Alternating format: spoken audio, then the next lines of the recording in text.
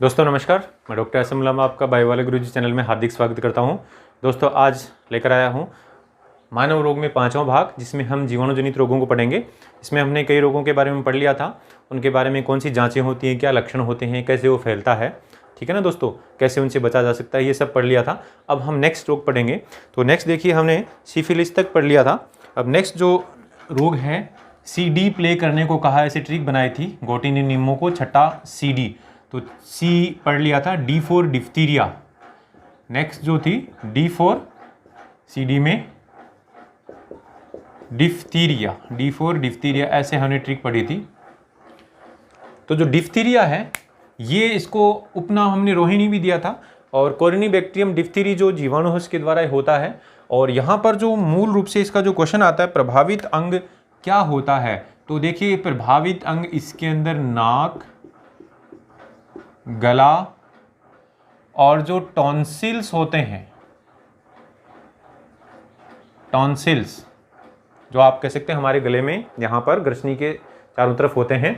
तो नाक, गला और टॉन्सिल्स को ये मूल रूप से प्रभावित करता है ये रोग। और इसकी जो संक्रमण की विधि है वो ही कहेंगे कि साहब खांसने छींकने से ये फैलता है, यानी ड्रॉपलेट संक्रमण होता है। कौन सा संक्रमण? ड्रॉपलेट। तो दोस्तों जहां पर भी ड्रॉपलेट संक्रमण लिखा हुआ आए, आपको क्या समझना है कि साहब ये खांसने और छींकने से होता है। किससे होता है? खांसने व छींकने, यानी रोगी जब खांसेगा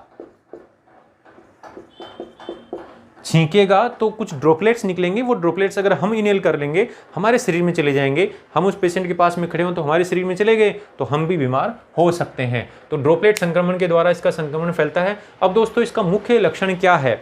तो डिफ्थीरिया के अंदर अगर बात करें तो डिफ्थीरिया में मूल रूप से देखें तो इसका जो लक्षण है कि हमारे गले के अंदर आप कह सकते हैं थोड़ा दर्द होने लगता है।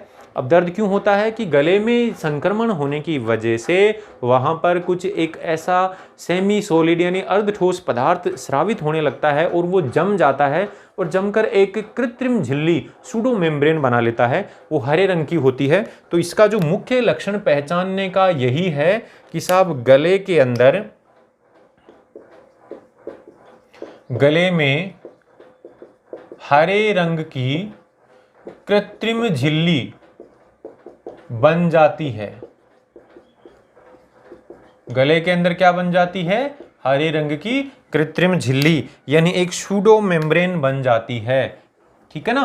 तो ये इस जीवाणु के उत्पादों से बनी है। जीवाणु ने वहां पर घाव किया, घाव से कुछ पदार्थ रिलीज हुए और वो झिल्ली बना देते हैं, जिससे क्या होता है, थोड़ी सांस में तकलीफ भी हो सकती है, सांस अवरुद्ध भी हो जाती है कई बार। तो इसलिए आप कह सकते हैं काफी घातक बीमारी है।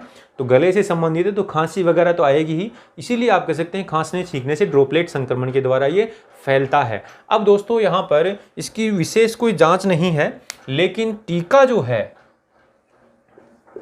वो जरूर है। तो टीके का नाम आपको पता होना चाहिए। यहां पर जो टीका है दोस्तों उसको बोलते हैं DPT का टीका। DPT का टीका कहते हैं। अब ये नाम आपने काफी सुना होगा क्योंकि छोटे बच्चों में लगता है, यानी आप कह सकते हैं 6 सप्ताह से लगना चालू होता है और आप कह सकते हैं 10 सप्ताह तक लगता है, 14 सप्ताह तक। तो आप कह सकते हैं DPT का जो टीका है ये काफी महत्वपूर्ण टीका है और ये टीका 3 रोगों के लिए लगाया जाता है। इसको त्रिक एंटीजन भी कहते हैं। इस टीके को ट्रिपल एंटीजन। तो जो 3 रोगों के खिलाफ होता है ये, इसलिए इसको ट्रिपल एंटीजन बोलते हैं। तो देखिए कौन कौन से रोगों के खिलाफ होता है। बोले जो DPT का जो टीका है, पहला तो होता है D4 डिफ्थीरिया, यानी डिप्थीरिया के लिए लगता है। दूसरा होता है P4 पर्टुसिस, यानी जो कुकर खांसी है उसके लिए लगता है। और तीसरा है टिटनेस के लिए लगता है। तो इस प्रकार से दोस्तों ये जो DPT का जो टीका है इन 3 रोगों के बचाव के लिए लगाया जाता है। तो आपको ध्यान रखना है 3 रोग कौन कौन से हैं उनके लिए लगाया जाता है। तो ये काफी इंपॉर्टेंट क्वेश्चन है कि इन 3 रोगों के लिए ये लगता है। तो यहाँ पर DPT के टीके की फुल फॉर्म यानी तीनों बीमारियों के नाम ध्यान में रखने हैं। काफी महत्वपूर्ण क्वेश्चन है। अब बचाव कैसे करेंगे? तो बचाव हमें क्या है, उससे दूर रहना है, पेशेंट से दूर रहना है। अब इसकी जांच का मतलब मैंने अभी बोला कि कोई विशेष नहीं है, लेकिन कुछ जो बुक्स हैं, स्पेशली जो हायर लेवल की जो बुक्स हैं उनमें यहाँ पर एक सिक टेस्ट नाम से लिख रखा है, तो आप भी चाहें तो उसको याद रख सकते हैं, क्योंकि ये जनरल साइंस में इतना काम में नहीं आएगा, लेकिन यूपीएससी के लिए बड़ा ही इंपॉर्टेंट है। सिक टेस्ट, ये जो है स्पेलिंग थोड़ा सा काफ़ी बड़ा है इसका। सिक मतलब बीमार वाला सिक नहीं है, SCHICK, ये किसी साइंटिस्ट की नेम है। सिक टेस्ट है ना, उसकी जांच के लिए, तो ये आप कह सकते हैं यूपीएससी के लिए काफ़ी महत्वपूर्ण चीज़ है, इसलिए मैंने आपको यहाँ बताया। बाकी आप कह सकते हैं डीपीटी की फुल फॉर्म आना चाहिए, कौन कौन से रोगों के लिए डीपीटी का टीका लगाया जाता है, बहुत महत्वपूर्ण प्रश्न है। इसके अलावा डिफ्थीरिया का जो आप कह सकते हैं किस अंग से संबंधित है, ये भी इंपॉर्टेंट है। डिफ्थीरिया एक जीवाणुजनित रोग है, ये भी काफ़ी इंपॉर्टेंट है। तो दोस्तों अब नेक्स्ट डिजीज चलते हैं। नेक्स्ट डिप्थीरिया के बाद में चलेंगे CD प्ले करने को कहा, तो P प्ले, तो प्ले 4 आ जाएगा प्लेग। प्लेग जो रोग है ये काफ़ी खतरनाक रोग है, इसके बारे में सुना होगा आपने, क्योंकि गुजरात में एक बार ये फैल गया था महामारी के रूप में। तो प्लेग बहुत ही भयानक बीमारी है। तो प्लेग को हमने काली मौत यानी ब्लैक डेथ कहा था। ये बेसिलस पेस्टिस या यार्सिनिया पेस्टिस या पोस्चुरेला पेस्टिस, यानी तीनों ही नामों में पेस्टिस आ रहा है, तो उससे ये फैलता है। तो आप कह सकते हैं उस जीवाणु के द्वारा होता है। तो कौन से अंग को ये प्रभावित करता है, तो देखिए मूल रूप से ये जो प्लेग है ये किसको प्रभावित करेगा, तो ये आप कह सकते हैं हमारी जो लसिका ग्रंथियां हैं उनको ये प्रभावित करता है, लसिका ग्रंथियों को प्रभावित करता है, इसलिए आप कह सकते हैं ये मूल रूप से इनको प्रभावित करेगा। लेकिन ये फेफड़ों को और रक्त को भी प्रभावित कर सकता है, इसलिए आप कह सकते हैं दोस्तों यहाँ पर जो लसिका ग्रंथियों वाला जो प्लेग है वो सबसे सामान्य कॉमन प्लेग है, और उस लसिका ग्रंथियों वाले प्लेग को बोलते हैं बूबोनिक प्लेग। कौन सा? बूबोनिक प्लेग कहते हैं, जो काफ़ी कॉमन प्लेग है। अब ये आप कह सकते हैं कैसे फैलेगा, तो दोस्तों अब यहाँ पर फैलने का जो तरीका है ये डायरेक्ट नहीं फैलता है, हमें एक मनुष्य से दूसरे मनुष्य में बिल्कुल भी नहीं फैलेगा, ये फैलता है चूहों से, आपने सुना होगा। तो आप कह सकते हैं कैसे फैलेगा ये, तो देखिए चूहों के शरीर पर टिश्यू होते हैं, जंगली चूहे होते हैं ना, उनका जो शरीर है बड़े बड़े बाल होते हैं उस पर, शरीर पर टिश्यू जिनको फ्लिया कहते हैं, रेड फ्लिया है ना, जो टिश्यू होते हैं चूहों के शरीर पर टिश्यू द्वारा काटने पर, यानी ये टिश्यू अगर हमें काट लें तो हमें ये रोग हो जाएगा। क्यों? क्योंकि जो जीवाणु है इसका प्लेग का, जिसको हमने पास्चुरोला पेस्टिस या बेसिलस पेस्टिस या यार्सिनिया पेस्टिस बोला, वो इन पिस्सुओं के शरीर में होता है। वो जीवाणु कहाँ होता है? पिस्सुओं के शरीर में होता है। पिस्सू कहाँ होते हैं? चूहों पर होते हैं। तो बोले अगर हमारे घर में जंगली चूहे रहने लग जाएं तो आप कह सकते हैं पिस्सू उनके शरीर से उतर के आ सकते हैं, और पिस्सू में वो जीवाणु है और वो पिस्सू हमें काट लें तो अब आप कह सकते हैं जीवाणु हमारे शरीर में पहुंच जाएगा और हमें भी प्लेग हो सकता है। तो प्लेग के लक्षण क्या है? तो बोले एक तो तीव्र ज्वर आएगा, तेज बुखार आएगा, इसके अलावा आप कह सकते हैं अत्यधिक कमजोरी होगी, बहुत ज़्यादा कमजोरी होगी, ऐसे लगेगा शरीर में जान ही नहीं है। लेकिन दोस्तों इसका जो मुख्य लक्षण है कि हमारी जो लसिका ग्रंथियां हैं ना उनमें सूजन आ जाती हैं। तो आपको लसिका ग्रंथियों का पता होना चाहिए, लसिका ग्रंथियां कहाँ कहाँ पर हैं। तो मूल रूप से आप कह सकते हैं हमारे गले का जो आसपास का एरिया यहाँ पर भी है, हमारी जो बगल होती हैं है ना, इन पे यहाँ पर जो ग्रोइन रीजन है पैरों के है ना, जांघों जैसे आप कह सकते हैं उसमें भी, तो जो बगलें होती हैं लसिका ग्रंथियां वहाँ होती हैं। तो लसिका ग्रंथियों में सूजन आ जाती है इस रोग के अंदर, तेज बुखार तो आएगा ही, कमजोरी तो आएगी, लेकिन ये भी हो जाता है। अब दोस्तों प्लेग के लिए कोई विशेष जांच नहीं है, यहाँ पर कोई बचाव का कोई टीका भी नहीं है, औषधियाँ जरूर हैं है ना, औषधियों से कंट्रोल में आ सकता है। बचाव का तरीका यही है कि हमें घर में चूहों को नहीं रहने देना है, चूहों को मार देना है, भगा देना है कैसे भी किसी भी तरीके से, तो आप कह सकते हैं इससे बचा जा सकता है। तो बचाव में स्पेशली आपको यहाँ कोई ज़्यादा कुछ लिखना नहीं है, सिंपल तरीके हैं।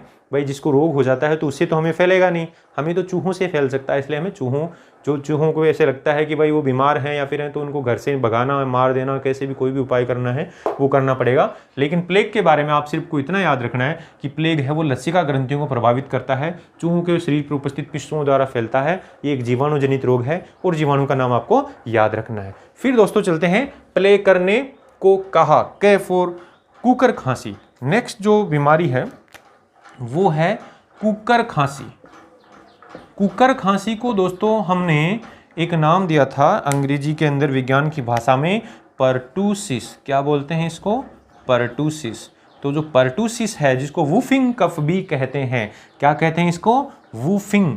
वूफिंग का मतलब है वुफ वुफ आवाज़ आती है, जैसे हम खांसते हैं बहुत ज़्यादा जोर से तो ऐसे लगता है गले से कुछ और भी आवाज़ आ रही है, वुफ वुफ साउंड बोलते हैं उसको। तो वुफ साउंड आती है, इसलिए वूफिंग कफ भी इसको कहा जाता है। और कुत्ते, जैसे कुत्ते को कभी आपने उसके गले में कुछ उलझ जाता है तो खांसते हुए अगर देखा होगा, तो इसीलिए नाम आ गया कुकर खांसी। ये काफ़ी संक्रामक बीमारी है, बहुत जल्दी फैलती है। और ये किसको प्रभावित करती है? तो आप कह सकते हैं ये मूल रूप से किसको? श्वसन तंत्र को। और कौन से श्वसन तंत्र को? स्पेशली ऊपरी भाग है उसको प्रभावित करती है, ऊपरी श्वसन तंत्र को, यानी गला है, आपकी जो श्वास नली है, उसको मूल रूप से ये प्रभावित करती है। इस रोग के अंदर होता क्या है? बोले पहले तो ये फैलेगा कैसे वो देखो। तो हम कहेंगे ये खांसने छींकने से, यानी कुकर खांसी है, ये ड्रॉपलेट संक्रमण के द्वारा हो सकती है, क्योंकि खांसेगा रोगी तो बोले कुछ ड्रॉपलेट्स बाहर आ जाते हैं। और इस रोग का मुख्य लक्षण क्या है? तो बोले इस रोग के अंदर आप कह सकते हैं, पहले तो आप कह सकते हैं बुखार तो आएगा ही आएगा, तेज बुखार आएगा। बुखार के अलावा बहुत ज़्यादा सूखी खांसी चलेगी, क्योंकि नाम ही कुकर खांसी है, तो खांसी लक्षण तो आएगा ही आएगा, तो सूखी खांसी चलेगी। अब ये जो सूखी खांसी चलती है, और इससे आप कह सकते हैं एक विशेष आवाज़ आती है, वुफ वुफ आवाज़, वुफ आवाज के साथ खांसी, है ना, एक ऐसी साउंड, विशेष ध्वनि आएगी, उसके साथ में खांसी आती है। तो दोस्तों ये काफ़ी अपने आप में गंभीर रोग है, काफ़ी संक्रमणकारी रोग है, स्पेशली छोटे बच्चों में बहुत ज़्यादा हो जाता है, बड़ों में भी हो सकता है। तो ये कहने का मतलब बच्चों के लिए ज़्यादा है, इसलिए हमने बच्चों के लिए विशेष तौर पे जोर दिया है। अब देखिए इसका कोई जांच, बोले जांच तो नहीं है, लक्षणों से ही पहचान हो जाती है, लेकिन टीका क्या है? तो हम बोलेंगे वही डीपीटी का टीका जो डिफ्थीरिया के लिए लग रहा था, टिटनेस के लिए भी ये भी लगता है, टिटनेस का अलग भी टीका होता है और ये भी शामिल है। लेकिन आप कह सकते हैं पी आ रहा है तो पर्टूसिस के लिए, यानी कुकर खांसी के लिए ये टीका होता है। तो दोस्तों यहाँ पर हम कैसे बच सकते हैं? बोले रोगी के सीधे संपर्क में मत आओ, रोगी से दूर रहिए, रोगी के खाने पीने की चीज़ें उनसे दूर रहिए, बर्तनों से दूर रहिए, कपड़ों से दूर रहिए, कपड़ों को धूप दीजिए। इस तरीके से कई बचाव के तरीके हैं जो सामान्य तरीके हैं, वो एग्जाम के लायक नहीं है। हमें सिर्फ एग्जाम के लायक यही पढ़ना है कि वुफ की आवाज़ आना ड्रॉपलेट संक्रमण के द्वारा फैलता है, श्वसन तंत्र से संबंधित है, और इसका जो जीवाणु कौन सा है, बोर्डेटेला पर्टूसिस जीवाणु है, और टीका कौन सा है, यही क्वेश्चन आते हैं। और सबसे महत्वपूर्ण चीज 4 ऑप्शनों में पूछ लेंगे कौन सा जीवाणुजनित रोग है या नहीं है, तो हम बोलेंगे कुकर खांसी है, वो जीवाणुजनित रोग है। यानी कुल मिला के हमें ये कैटेगरी पता रहनी चाहिए कि कौन से सूक्ष्म जीव से ये रोग होता है।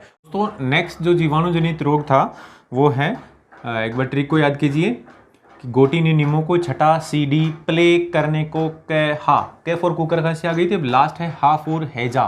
तो आप कह सकते हैं जो हैजा रोग है, जिसको विसूचिका कहते हैं हिंदी में और अंग्रेजी में कोलेरा बोलते हैं, ये विब्रियो कोलेरी नामक जीवाणु द्वारा होता है, ये हम पढ़ चुके हैं।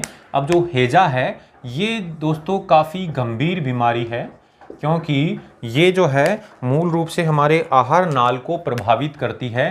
स्पेशली आहार नाल के अंदर जो छोटी आंत है, आहार नाल के अंदर कौन सा भाग, स्पेशली जो छोटी आंत है उसको ये प्रभावित करती है।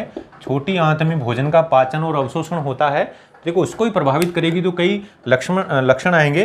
तो हम कहेंगे छोटी आंत तक इसका जो जीवाणु पहुंचता कैसे है, तो बोले खाने पीने की चीज़ों से ही पहुंचेगा। यानी इसका संक्रमण कैसे होगा, तो हम बोलेंगे दूषित जल व भोजन, दूषित जल व भोजन के द्वारा, यानी कंटामिनेटेड फूड एंड वाटर के द्वारा ये हमारे शरीर तक पहुंचता है, छोटी आंत में पहुंच जाता है।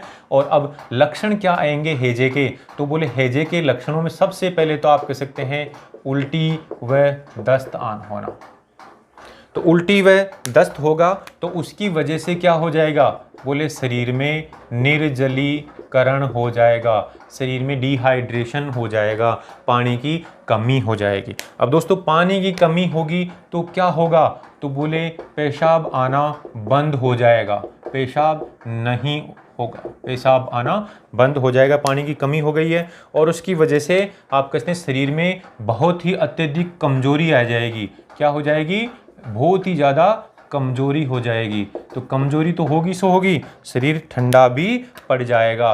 तो आप कह सकते हैं शरीर क्या हो जाएगा, ठंडा पड़ जाएगा, एकदम कहने का मतलब ठंडा हो जाएगा, टेम्परेचर बहुत कम हो जाएगा। इसके अलावा आप कह सकते हैं शरीर में पानी की कमी की वजह से मांसपेशियों में एक ऐंठन होगी, अजीब सी ऐंठन, पेट में दर्द तो होगा ही, साथ में मांसपेशियों में ऐंठन आ जाएगी। तो दोस्तों अब लास्ट में आप कह सकते हैं ये लक्षण और ज़्यादा गंभीर हो जाएं तो रोगी की मृत्यु भी हो सकती है। तो यहाँ पर जो उल्टी व दस्त होंगे, तो दस्त के बारे में विशेष तौर पे आप कह सकते हैं एक लक्षण है कि जो दस्त होता है वो आप कह सकते हैं चावल के पानी जैसा, चावल के पानी जैसे दस्त हो जाते हैं। जैसे चावल का पानी जो मांड होता है उसको आप देखते हैं कि सफ़ेद सफ़ेद सा होता है, तो वैसा दस्त होने लगते हैं। तो ये अपने आप में काफ़ी लाक्षणिक यानी पहचानने वाला लक्षण है कि कैसे हैजा है या कोई अन्य रोग है। तो निर्जलीकरण होगा दस्त होने से, और दस्त कैसे, चावल के पानी जैसे होंगे। शरीर में पानी की कमी होगी तो पेशाब आना बंद हो जाएगा, कमजोरी होगी और शरीर ठंडा पड़ जाएगा, और लास्ट में रोगी की मृत्यु भी हो सकती है। तो दोस्तों यहाँ पर जो हैजा है, जो कोलेरा है, उसकी जांच तो आप कह सकते हैं इस लक्षणों से ही पता चल जाती है। लेकिन जो टीका है वो आप कह सकते हैं होता है, हैजे का टीका लगता है, लेकिन वो कुछ समय के लिए प्रतिरक्षा करता है, इसलिए इसका बचाव ही उपाय है। तो बचाव क्या है, तो आप बचाव कह सकते हैं कि दूषित व जल व भोजन ग्रहण नहीं करना, यानी आप कह सकते हैं जो आप कहते हैं साफ सुथरा जल व भोजन। तो ये तो एक आम बात हो गई, क्योंकि हमें पता है भोजन और जल से यानी वाटर एंड फूड से अगर फैल रहा है तो हम कह सकते हैं वाटर भी हम गंदा पानी नहीं पिएंगे, बाहर का पानी नहीं पिएंगे, और भोजन भी आप कह सकते हैं बाहर का नहीं खाएंगे, यानी स्वस्थ भोजन और ताज़ा खाना खाना है, बासी खाना बिल्कुल नहीं खाना है। तो ये बचाव के तरीके हैं। लेकिन मेन यहाँ पर जो था हैजे का जीवाणु का नाम का इंपॉर्टेंट है। हैजा कौन से अंग को प्रभावित करता है, हैजे का जो आप कह सकते हैं किसके द्वारा फैलता है, ये काफ़ी महत्वपूर्ण है। ऐसे आप कह सकते हैं चावल के पानी जैसे दस्त होकर निर्जलीकरण होकर रोगी की मृत्यु हो जाती है। तो ये काफ़ी महत्वपूर्ण लक्षण थे इसके और बहुत ही इंपॉर्टेंट है ये। हैजे के बाद में देखिए दोस्तों हमने एक रोग और बताया था एंथ्रेक्स, इसके बारे में हमने पढ़ा था उसमें कि बेसिलस एंथ्रेसिस नाम का एक जीवाणु है, उसके द्वारा होता है।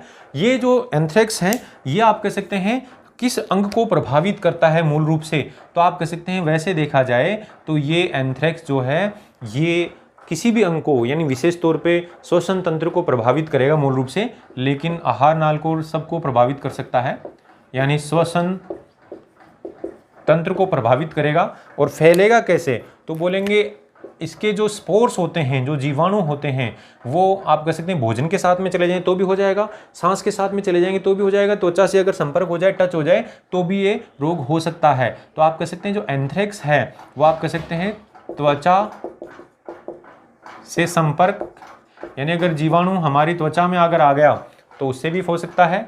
इसके अलावा और कैसे हो सकता है, बोले त्वचा के अलावा बोले श्वास द्वारा अंतर्ग्रहण,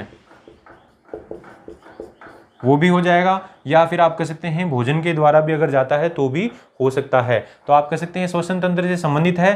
तो जो फ्लू लाइक लक्षण आते हैं, फ्लू मतलब आप कह सकते हैं बुखार आता है, गले में खराश होती है,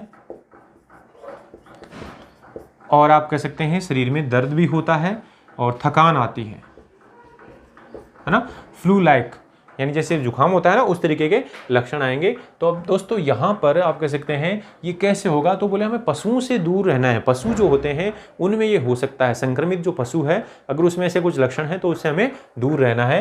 तो ये पशुओं के द्वारा हो सकता है। तो इसका जो उपाय है वो तो ये है कि आप कह सकते हैं जो पशु होते हैं संक्रमित पशु है ना, पशुओं से दूर रहकर। अब आप कह सकते हैं ऐसे तो पशुओं से दूर कैसे रहेंगे, तो हमें ध्यान रखना है स्पेशली अगर किसी पशु के अंदर ये फ्लू के लक्षण हो, ठीक है ना, तो हम कह सकते हैं उसमें एंथ्रेक्स हो सकता है, तो हमें उससे थोड़ा सा दूर रहना है, यानी संक्रमित पशु से दूर रहना है। बाकी तो आप कह सकते हैं ये यहाँ पर जो क्वेश्चन आएगा वो यही आएगा, कौन से तंत्र से संबंधित है, श्वसन तंत्र से संबंधित रोग है। और मेन प्रश्न आता है कि ये जीवाणुजनित है या विषाणुजनित रोग है, तो हमें याद रखना है ये जीवाणुजनित रोग है। ऐसे ही दोस्तों एंथ्रेक्स के बाद में एक स्कारलेट फीवर भी मैंने बताया था, स्कारलेट बुखार, जो आप कह सकते हैं स्ट्रेप्टोकोकस पायोजेंस नामक जीवाणु के द्वारा हुई थी। और इसके अंदर आप कह सकते हैं जो प्रभावित अंग है स्कारलेट फीवर के अंदर, वैसे देखा जाए तो आप कह सकते हैं स्कारलेट फीवर में श्वसन तंत्र है वो प्रभावित होता है इसमें भी। लेकिन इसके जो मूल रूप से जो संक्रमण का तरीका है वो ये आप कह सकते हैं ड्रॉपलेट संक्रमण, ड्रॉपलेट संक्रमण के द्वारा होगा, यानी जब श्वसन तंत्र से संबंधित है तो ड्रॉपलेट यानी संक्रमण से होगा। अब मुख्य लक्षण क्या है, तो आपके लिए नॉलेज के लिए बता दें, इतना काम का तो नहीं है ये। मुख्य लक्षण है कि इस त्वचा पर चकत्ते होते हैं, है ना, और रेसेज होते हैं, रेसेज, उन रेसेज को दबाएंगे तो सफ़ेद हो जाते हैं, यानी त्वचा पर चकत्ते और आप कह सकते हैं दबाने पर सफ़ेद रंग के हो जाते हैं। ये चकत्ते कैसे हो जाते हैं, सफ़ेद रंग के हो जाते हैं। तो ये एक अपना एक लक्षण है इस रोग का, हालांकि ये हमारे लिए इंपॉर्टेंट नहीं है। यहाँ पर आपको ये ध्यान रखना है कि इसकी एक जांच की जाती है, वो कभी कभार बाई चांस आ जाए तो जांच है डिक टेस्ट। कौन सा test, Dick, DICK, Dick test किया जाता है, जो आप कह सकते हैं इस स्कारलेट बुखार के लिए है। तो दोस्तों यहाँ स्कारलेट फीवर जो है इतना इंपॉर्टेंट नहीं है, यहाँ इंपॉर्टेंट ये है कि जीवाणु द्वारा होता है, ये ध्यान में रखना है, ठीक है दोस्तों। बाकी इसका ज़्यादा कोई खास यहाँ पे क्वेश्चन नहीं बनता है, जीवाणु द्वारा होता है और ये ड्रॉपलेट संक्रमण द्वारा फैलता है, ये हाँ यहाँ पर अपन को मूल रूप से ध्यान में रखना है दोस्तों। ऐसे ही हमने पढ़ा था बोटुलिज्म। बोटुलिज्म जो है यानी जिसको हम खाद्य विषाक्तता कह सकते हैं, फूड पॉइजनिंग कह सकते हैं, क्या कह सकते हैं इसको, खाद्य विषाक्तता। तो दोस्तों यहाँ पर आपको उस जीवाणु का नाम याद रखना है कि बोटुलिज्म किससे होता है। तो जीवाणु के नाम में बोटुलिनम आ रहा था, यानी क्लोस्ट्रीडियम बोटुलिनम। तो क्लोस्ट्रीडियम बोटुलिनम है, ये खाद्य विषाक्तता करता है, फूड पॉइजनिंग करता है, और इसी को हम बोलते हैं बोटुलिज्म। तो यहाँ पर आप कह सकते हैं इसमें जो प्रभावित अंग है वो क्या होगा। तो देखो यहाँ पर प्रभावित अंग काफ़ी महत्वपूर्ण है, तंत्रिका होगी, यानी जो नर्व सेल्स होती हैं वो प्रभावित होती हैं। तो नर्व सेल्स प्रभावित होती हैं क्योंकि ये बोटुलिज्म, जो बोटुलिज्म होता है इसमें जो जीवाणु होता है वो एक टॉक्सिन स्रावित करता है, एक विषैला पदार्थ स्रावित करता है, जिसको क्या बोलते हैं, न्यूरोटॉक्सिन कहते हैं। क्या कहते हैं दोस्तों, एक न्यूरोटॉक्सिन स्रावित करता है, तो तंत्रिकाओं को ये प्रभावित करेगा। तो अब बोटुलिज्म फैलता कैसे है, तो हम बोलेंगे संक्रमित भोजन द्वारा। जो भोजन संक्रमित है जिसमें बोटुलिज्म, यानी जो भोजन पड़ा रह गया है, ठंडा हो गया है, बासी हो गया है, उसके अंदर ये हो सकता है। तो ये बोटुलिज्म संक्रमित भोजन के द्वारा हमारे शरीर में पहुंच जाता है। अब लक्षण क्या होंगे, बोले लक्षण बड़े खतरनाक होते हैं इसके, क्योंकि न्यूरोटॉक्सिक है। तो सबसे पहले तो आप कह सकते हैं जीभ फूल जाती है। तो मान लीजिए किसी ने खाना खाया और उसकी जीभ फूल गई थोड़ी देर बाद में, तो ऐसे मान लेना उसको फूड पॉइजनिंग हो जाती है, हो गई है, यानी उसको डॉक्टर के पास ले जाना बहुत जरूरी है। ऐसे ही आप कह सकते हैं द्विदृष्टि। द्विदृष्टि मतलब डबल विजन, एक आदमी के दो आदमी दिखने लगेंगे, चमत्कार होने लगेगा, यानी डबल रोल होने लगेगा। तो ये आप कहते हैं जो डबल विजन है ये भी होने लगता है, जीभ भी फूल जाती है। इसके आगे का व्यक्ति को पता भी नहीं चलेगा, सांस फूलेगी, दम घुटेगा और मर जाएगा। साथ में हो सकता है उल्टी दस्त भी हो, तो आप कह सकते हैं उल्टी दस्त भी हो जाते हैं, क्योंकि कंटामिनेटेड फूड है तो ये भी होता है। लेकिन आगे के जो गंभीर लक्षण आएंगे तो रोगी को पता भी नहीं चलेगा। तो आप तो ये ध्यान रखिए कि उसको ऐसे शिकायत करे खाना खाने के बाद में, कहीं शादी में गए और कहीं ऐसे लगा कि खाना यार स्वादिष्ट नहीं था, कुछ स्मेल से आ रही थी, और बोले उसके थोड़ी देर बाद में जीभ फूली और डबल दिखने लग गए, यानी वहाँ शादी के अंदर 200 आदमी थे 400 दिखने लग गए। ऐसा मजाक कर रहा हूँ, ऐसे होता नहीं है, मतलब व्यक्ति को ऐसे भ्रम होता है कि ऐसे हिलता हुआ एक आदमी के दो आदमी दिखते हैं। तो बोले जीभ फूलती है, द्विदृष्टि होती है, उल्टी दस्त होने चालू हो जाते हैं, तो हमें तुरंत उसको डॉक्टर के पास में ले जाना होता है। तो जो फूड पॉइजनिंग है इसकी वजह से होती है। तो यहाँ पर आपको ध्यान रखना है कि जो क्लोस्ट्रीडियम बोटुलिनम जो जीवाणु है वो फूड पॉइजनिंग करता है। तो हमें ठंडा खाना, बासी खाना, संक्रमित फूड, बाहर का खाना नहीं खाना है, यही इसका बचाव है। और बाकी तो आप कह सकते हैं जो चिकित्सकीय इलाज है वो होता है। तो दोस्तों यहाँ पर सभी जीवाणु जनित रोगों के बारे में हमने पढ़ा यहाँ पर। तो ये जो जीवाणु जनित रोग हैं, यहाँ हर रोग इंपॉर्टेंट है, क्योंकि हमें क्वेश्चन जो आता है जनरल साइंस में वो मूल क्वेश्चन ये आता है कि कौन सा रोग जीवाणु जनित है या नहीं है। तो ये इंपॉर्टेंट है। एक संक्रमण की विधि इंपॉर्टेंट होती है, कोई भी रोग कैसे फैलता है, भाई खांसने छींकने से फैल रहा है, या फिर किसी काटने से फैल रहा है, या फिर बोले दूषित भोजन या जल के द्वारा हो रहा है, भाई यही तो तरीके हैं, और तो कोई तरीका ही नहीं है। तो इस तरीके से आपको ये विधि याद रखनी है। और कुछ में प्रभावित अंग हैं जो स्पेशली आपको प्रभावित अंगों के बारे में ध्यान रखना है कि किसी किसी की जांच भी दे रखी है तो जांच भी इंपॉर्टेंट है, किसी के लिए टीका भी दे रखा है तो टीका भी बहुत इंपॉर्टेंट है। तो दोस्तों यहाँ पर हमने मानव के रोग के अंदर जीवाणुजनित रोगों को पढ़ा। अब नेक्स्ट क्लास में हम पढ़ेंगे विषाणुजनित रोग। ठीक है दोस्तों, तो उम्मीद है क्लास पसंद आई होगी। तो जल्दी से बायो वाले गुरुजी चैनल को सब्सक्राइब कर दीजिए और जिसने बेल आइकन नहीं दबाया बेल आइकन को भी दबा दीजिए ताकि आने वाले वीडियोज़ के नोटिफिकेशन मिलते रहें। और दोस्तों साथ में ही इस वीडियो को लाइक एंड शेयर कर दीजिए। ठीक है दोस्तों, नमस्कार।